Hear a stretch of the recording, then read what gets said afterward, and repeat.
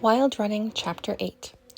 A few weeks later, the full heat of summer was upon them, and it was scorching hot by noon. The men had been concentrating their efforts on putting up a new barn during the relative cool of the mornings, while Anya and April did the regular chores. Stalls were taking longer to do now, as the bugs and heat were driving the horses inside much earlier than usual, and Anya was considering putting them out overnight and having them in during the heat of the day. It was a solution that would work for all but the boarded horses. They all rushed through their work in the mornings to get things done before the afternoon heat wiped them out, and they all took a few hours off. What didn't get done before noon, they left until after supper. Anya was excited about the new barn. It was going to be as big as the original, but would have fewer stalls, since they planned for all the stalls to be large box stalls. The older barn had been renovated from the original, and some of the stalls were smaller than Anya liked, and a few were double for the mares and foals. The old barn was also taller since it had a second story for the hayloft. The new barn wouldn't have that, or at least not to the same extent. Anya left April to finish up and bring the horses in while she went to the house to bring out refreshments to everyone working on the barn. She stood outside for a moment and admired the progress that was already being made. It was nearly done. The frame and walls were up, and they were already working on the interior, putting up the dividers and doors. They should be picking up the gravel shortly to go on the stall floors underneath the rubber mats and shavings. "Here you go, hard-working men," Anya called, placing the tray on top of a folding chair. She looked around and laughed. "Well, man," she corrected as Sam put down his power saw and sauntered over. "Did the other boys desert you?" she wondered with amusement. "Blake has a day off. Sean went up to the house for something, and Brennan followed not long after." "Oh, I think Brennan sent Sean to pick up the load of gravel." "And where is Brennan?" "He should be here to help you."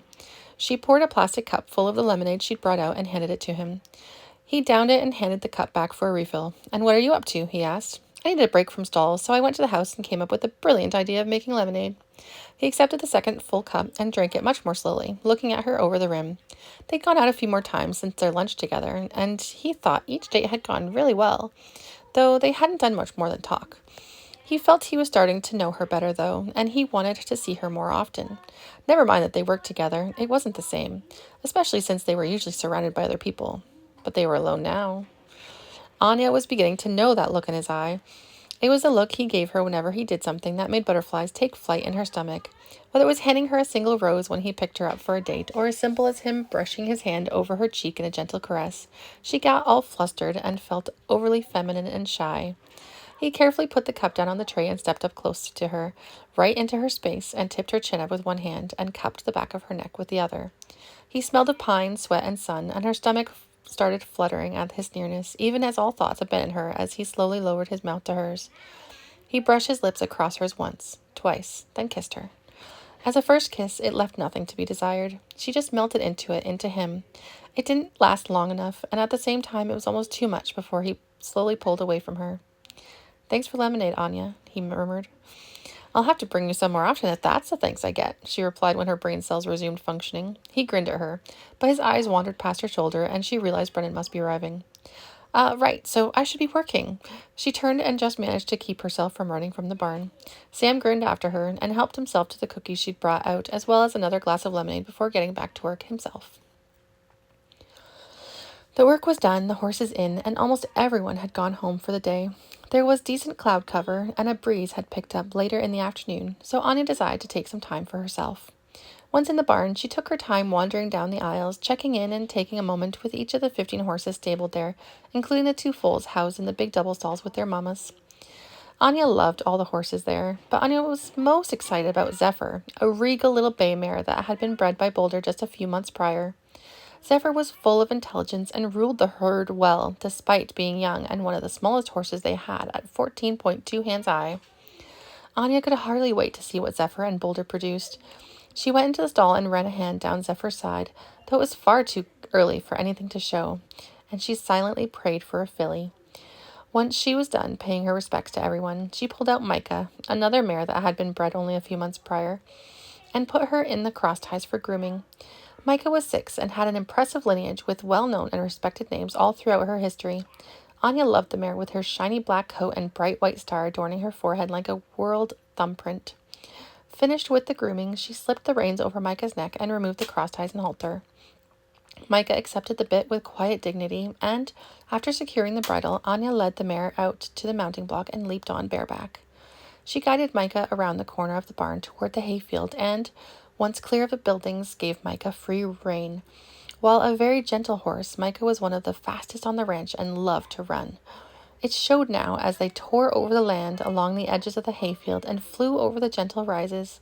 She leapt with grace over the drainage ditch, and Anya laughed with joy as they flew, only reining in when they got close to the creek. Dismounting, Anya tied the reins so they wouldn't get in Micah's way while she grazed nearby, occasionally flicking her tail or kicking at a pesky bug.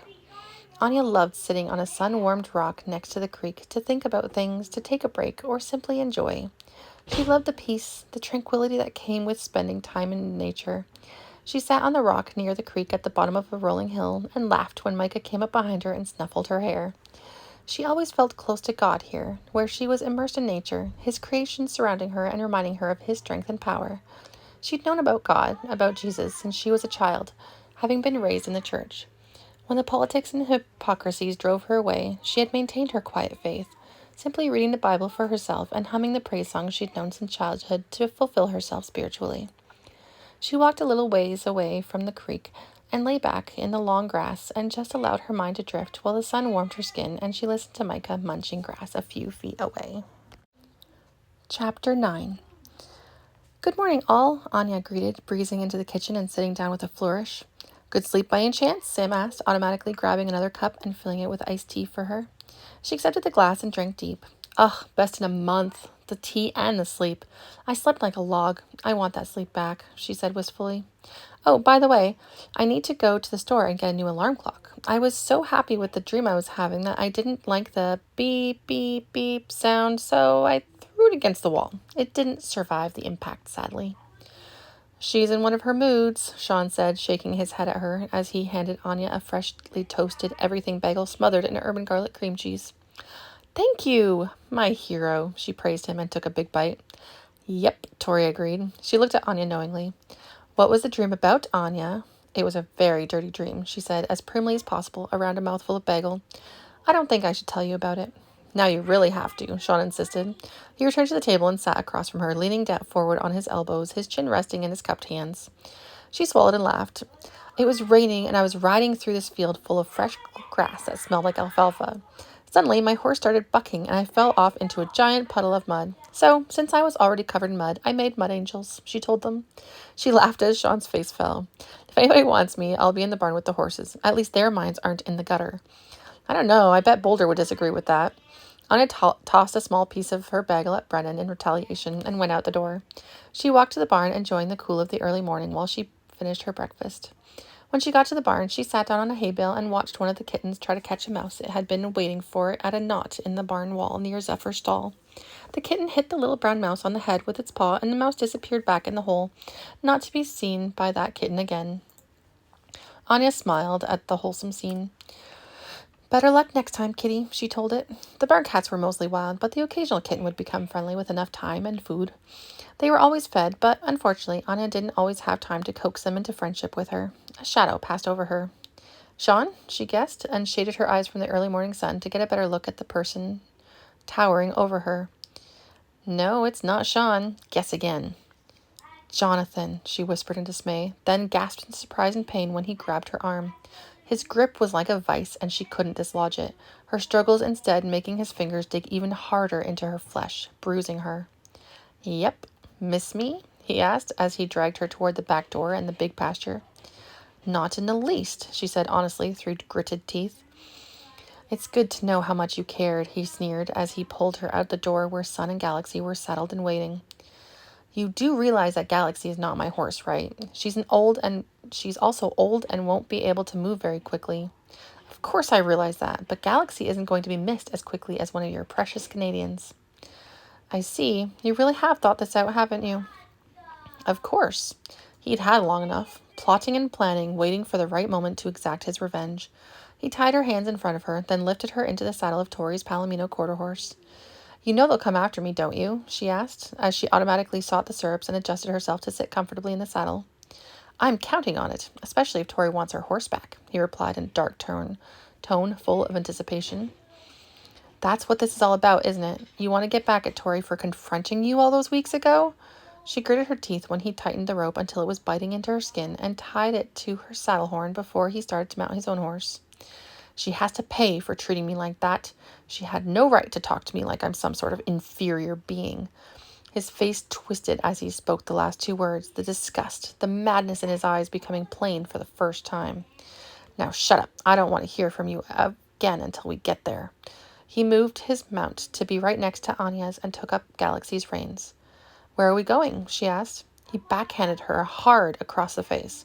I told you to shut up, he reminded harshly. She cried out at the pain that blossomed through her face, but managed to keep her mouth shut otherwise. Jonathan nudged Sun into a fast trot, and Galaxy followed close behind at the pull of the reins Jonathan had hooked over his own saddle horn. Anya quietly made note of every landmark they passed. She knew most of the land they were passing, and she was sure that someone would think to look in the forest that ran past the perimeter of the ranch. She had a fleeting hope that her friend and neighbor Dominic Chaswick would be in the area and somehow spot them, but couldn't count on it. She just didn't know how long it would take for anyone at the farm to notice that she was missing. She could only hope that with Galaxy gone, they would know something was wrong. It was her only hope, since it was rather normal for her to be out on one of the other horses. Brendan, Anya's gone, Sean said, throwing open the door and traipsing mud onto the kitchen floor. Brendan jumped up a split second after Sam did. What happened? Brendan demanded. I went to the barn and I called for her, but she didn't answer. I went and looked around, and Galaxy is missing. Anya never rides Galaxy. She leaves him strictly to Tori, Sean told them. How long since she went out? Sam asked. An hour or so ago at least, Brendan said, recalling the chunk of bagel she'd thrown at him at breakfast. Well, that gives her a definite head start. We should see if we can find her. Make sure something is really wrong before worrying Tori or calling the police, Sam said, and led the way out the door. The men saddled up and followed the path that led past the hayfields. Which way do you think she went? Brendan asked, frowning at the empty horizon. Sam was staring at the ground, looking for tracks. There are some tracks headed toward the creek and more heading toward the forest, but I can't be certain how fresh any of them are. Why don't you head toward the creek and Sean and I will head toward the forest, Sam suggested. Brendan nodded and kicked his mount into a ground-eating trot. Sam, what do you think happened? Sean asked as they started toward the forest. I don't know, but we'll find her, Sam assured. He prayed he was right as he followed the two sets of hoof prints toward the forest. If they were her tracks, she wasn't alone. Anya's good mood vanished more and more the farther she was led down the trail. She knew someone would start looking for her, but she didn't know how long it would take them to notice she was missing. An hour? 2? What would they notice first? That the horses were all still inside, but for Galaxy, or that they couldn't find her? Why did you choose to take me? She asked, ignoring the no-talking rule. I already told you, he snapped impatiently. I'm going to use you to get to Tori. Brendan has been punished, but Tori, he trailed off as he imagined, as he savored what he would do to her. Tori will suffer until she's made up for her mistakes. An evil smile spread across his sun-bronzed face as he savored the imagined cries of his nemesis. Anya thought he was taking revenge a bit far, considering he'd only gotten a verbal slap on the wrist for his attitude. Thank God he didn't know that Sean had complained about him if his madness required retribution for even the smallest of slights. Okay, you want to punish Tori. That still doesn't explain why you chose to use me as your weapon against her, she pointed out. I need you close so that when I'm done with Tori, I can take you with me, Jonathan explained. Take me where? Why? He slowed his horse, ran his fingers down her arm. I'm going to take you to Vegas and marry you. He was obviously insane. Mad as a hatter, perhaps more so. At least they had good reason to go crazy with the chemicals and all that. What if I refuse? Anya asked, afraid to know the answer, but more afraid not to. If you refuse, I'll kill you, he said with a simplicity and casualness that made Anya shudder. He would do it too. There was no doubt in her mind that he would follow through on any threat he made. Desperate, she looked around for a way to escape, but there was no way out. She was as tied up as Galaxy was. She wriggled her hands, but to no avail. She was stuck with the man for the time being. She began to pray. It was getting late, and Sam was forced to admit that they either had to turn back or camp out soon. He had been surprised when the tracks had led them across more than one road, had wandered and meandered until they were at least 2 concessions away from the ranch. With evening falling, the mosquitoes were getting bad, the horses were getting tired, and he and Sean were both tired, hungry, and thirsty. He could only imagine how Anya was feeling. Where was she? Was she okay? Who had taken her and why? He could assume the answer to one of those questions, but the rest of them haunted him, made him realize the depths of his feelings for Anya. He reined in with a sigh. They couldn't keep going all night. Sam? Sean, you know well enough where we are. Ride back and bring food, water, and reinforcements in the morning. Tell Brennan that the ranch is still first and that we'll find her. Sam told the other man with quiet determination. Are you staying on the trail? No, I'm camping here and going on at first light. I'll leave you a trail to follow when you return, Sam replied. He dismounted and stripped Dancer of her saddle and blanket, rubbing her down with handfuls of dried leaves. Sean watched for a minute, tempted to argue, then sighed and turned his mount back toward the farm. Sam looped Dancer's reins over his arm and led her back down the trail to a small stream they'd crossed. He let her drink and even had a few sips himself. Back where he'd left her saddle, he tied her on a low branch near a nice patch of grass and got as comfortable as he could with her blanket as his bed and her saddle as his pillow. It was going to be a long night.